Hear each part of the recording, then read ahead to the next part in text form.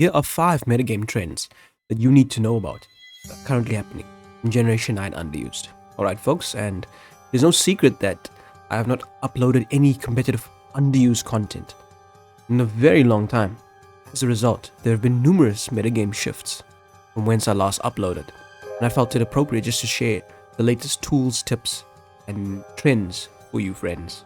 Before we hop into it, if you do enjoy this video, make sure to leave a like and subscribe if you have not done so already, as we shall be doing a lot more of these. I owe you all the completion of the road to rank 1 in the rarely used tier, and believe you me, that will be coming very soon, sooner than you think. I know I've been uploading very inconsistently as of lately, but that's my bad. Something to work on, something to push on towards. There's no excuse in life if you're busy, you know, everybody's busy with something. You really want to do something and get somewhere. I mean, really have the drive. Not much is going to stop you. There will obviously be barriers in your way, but that's part of life, you know. You need to overcome those challenges. Anyways, straight into it. The first trend that's coming along is that Excadrill is a specially defensive monster in Unused. It has been dabbled with since I've last played Unused, but this has become the staple set. You're not seeing that many Sandrush Excadrills at high level. You're not seeing that many max attack Excadrills at high level. Most people are running their Excadrills with maximum special defense, a jolly nature, with enough speed to outspeed Greninja after a single rapid spin, and just pump the rest into either HP or attack, depending on what the team needs. The reason that people are running Excadrill like this is as follows. Tornadus Syrian finds itself to be one of the most viable Pokemon in the underused tier, and those Bleak Windstorms are pretty spammable. You want a Steel type to come in and resist that flying attack and just scare the Tornadus out, or just create some leeway and breathing room for your team. But the sad reality of the matter is that Tornadus learns the move Heat Wave. Max Special Defense Excadrill is not getting 2-hit KO'd by a Heat Wave, giving you chance after chance after chance to formulate a game plan on how to take down Tornadus. Another reason is that Excadrill is the best rapid spinner that the tier currently possesses, as its dual stab threatens most of the spin blockers, the most common one being Skeledirge. Signature is one of the few that can handle Excadrill, but it's a very rare Pokemon to see for the most part. So having that boost in the HP and special defense allows you to have multiple chances to perform a rapid spin in the game, as the stacking has become a thing of the metagame. And one of the later trends we shall discuss in Tornadus is making hazard stacking more applicable and viable in Underused. A second reason why Excadrill is using max special defense is to check the all-powerful Thundurus with its high base special attack. Yes, Thundurus possesses Focus Blast, but if you were running max attack and max speed Excadrill, you barely have any ideas to threaten the Thundurus unless you have Rock Slide coverage, which is not that common to be seen on Excadrill. You can't really drop the Iron Head because of some random Terra Fairies that your team cannot handle, and you may need Excadrill to just hit them hard with that Iron Head. But Thundurus' Electric Stab is completely blanked by Excadrill. Focus Blast doesn't want to kill, also granting you the time to identify what type of Thundurus this is, especially if the rocks are up. If you see that the Thundurus is taking Rock's chip, it's more than likely going to be some setup sweeper, leaving you the time to formulate a game plan by having Excadrill chip it a little bit, or just dance around the Focus Blast and Thunderbolt antics that this Thundurus could pull off. There has been a Thundurus that has been running Terra Blast flying with agility and nasty plot in Underused lately, a trend which we shall also discuss later in the video. But Excadrill blanks Thunderbolt and heavily resists Terra Blast flying, even though it's double stab, adaptable stab I would say. It's the HP stat that allows Excadrill to function as a check to some of the most spammable setup sweepers in the town.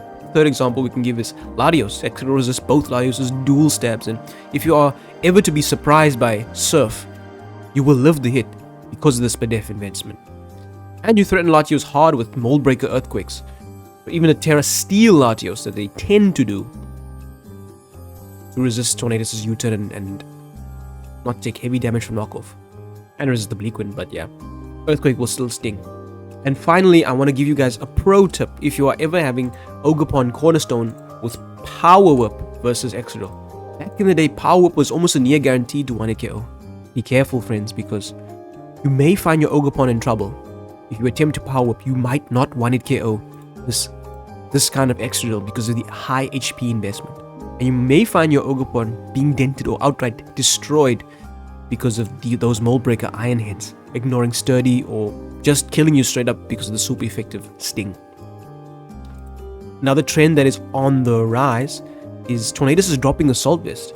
As I discussed earlier, that knockoff spam is becoming a thing in the tier and hazards are starting to become a nuisance.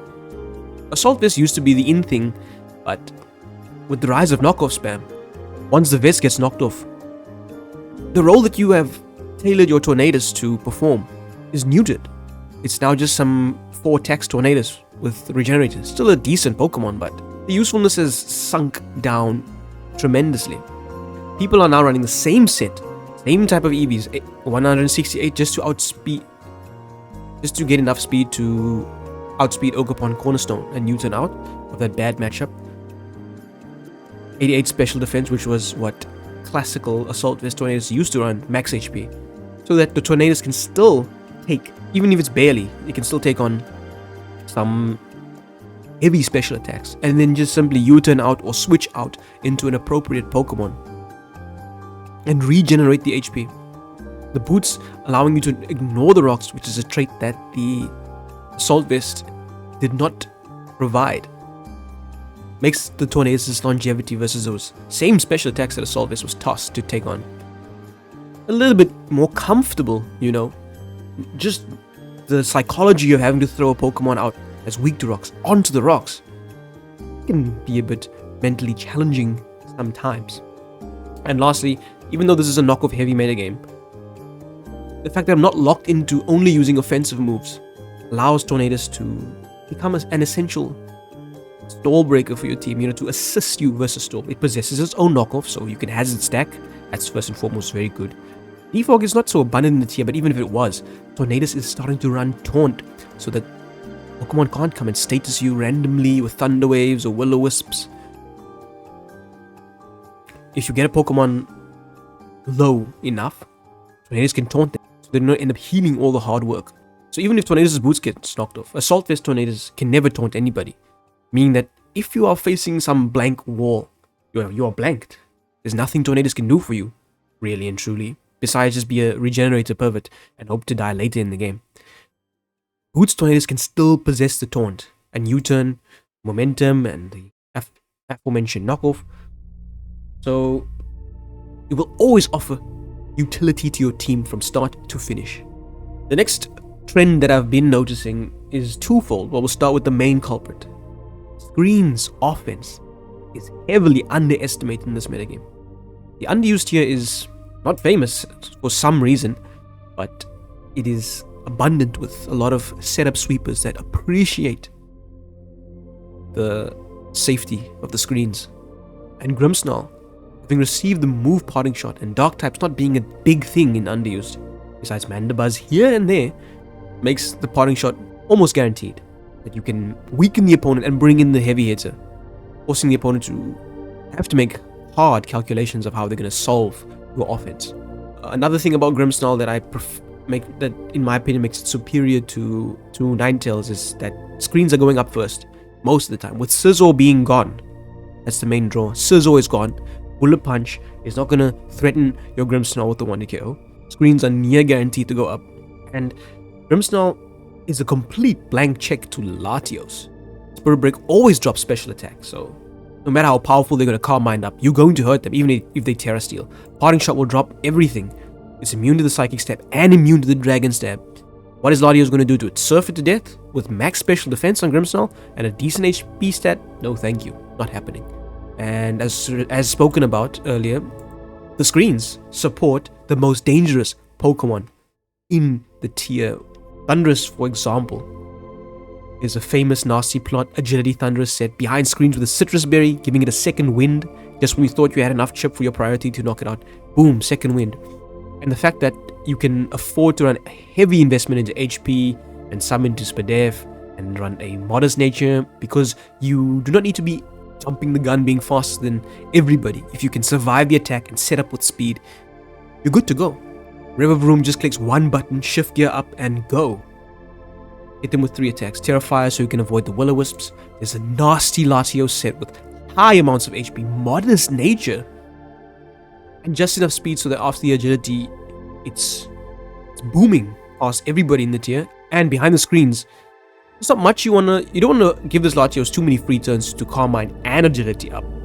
So you more often than not want to hit it with a super effective sting, just to find out that that super effective sting was more like a tickle to its HP, giving it a super boost to stored power. Aura Sphere is just there to check any dark type that tries to get wise in the face of Latios. And it's all afforded to these Pokemon because of screen. Slitherwing, another one that just comes in with an attack boost. Sometimes people run Adamant Nature and that attack stat is over 500. From the word go, 1 Flame Charge and entire teams are set to crumble. This is what I was talking about when I was saying that. This kind of playstyle behind the screens forces the opponent to make difficult decisions of how they're going to solve it. Because it's difficult to wall all these Pokemon simultaneously, even if you have your full team of 6. One of these Pokemon just has to break for the other and it's GG. So beware, friends, that hyper offense is on the rise. Behind the screens at least, is on the rise. In the underused tier, there are many dangerous threats. How do we solve for hyper offense? That's a discussion we can have for another video. Nonetheless, final thing that I need to point out for you is it's something that I don't completely understand, but perhaps I shall learn of it in time. In very soon time, I might suppose. Zarude, one of the most viable Pokemon in the underused tier. It got Swords Dance this generation, it got Knockoff. The reason why Zarude is so amazing is because of Terrestrialize. This is one of the most easy Pokemon to Terrestrialize ever in the game. This is because Zarude's HP stat is so sky high and it's got beyond decent defenses, and a workable speed stat and a workable attack stat. Everything is in order for this Pokemon to set up late game and have the bulky walls that are tasked to take on physical attackers not have a means to deal with it. Zarude is one of the few setup sweepers that can mostly take on unaware Skeledirge because it cannot be burned with 100% certainty because of jungle healing. Toxapex struggles with it because Toxapex can't put a dent into this bulky Pokemon, despite Toxapex's poison type advantage. As said, Zarude just terrestrializes out of its flying weakness and knocks Tornadoes off for 1 DK after a +2 with Swords Dance. It knocks most things out at +2, and the metagame has not been kind to our dark resists such as Cobalion, because our easy Cobalion is getting overwhelmed by hyper offensive team styles. The best Zarude check in the game currently, I believe, is Toxic Chain Pheasantipity, but as discussed, in the late game, 1 Terrestrialized Poison, you're not getting Toxic on this thing. Pheasantipity can't touch it in the late game. Zarude is a very easy win condition to slap onto your team. Even Flame Body Heatran doesn't appreciate staring down a Zarude 1v1s, because you can't pray that Flame Body will activate, because it's just going to heal the status ailment off and continue the punishment again later. The ideal Zarude set is with leftovers, Terra Poison, the obligatory jungle healing, and the new Swords Dance knockoff combination. The last move could be Trailblaze if you want to be more offensive, or Power Whip just to slam any water type that's looking to dominate. Another factor that helps Zarude out a lot is that it scares out Slowking, because Slowking can't even hope to Scald Burn it, can't even hope to Thunder Wave it. So on offensive teams, or any team in general, Zarude is an offensive-minded Pokemon. It deals with majority of the walls in the tier. Terrestrializing Zarude can never be a mistake in a game-to-game basis. Folks, we're going to call it that. If you did enjoy this video, please leave a like and subscribe if you have not done so already. And also, let us know what other trends you have been picking up on in the underused tier if you have been playing along in my absence. And as promised, Road to Rank 1 in the real used tier is coming back soon. And perhaps we shall demonstrate the power of these trends that are happening in video as well. But until next time, folks, we shall be U-turning out. Thanks for watching.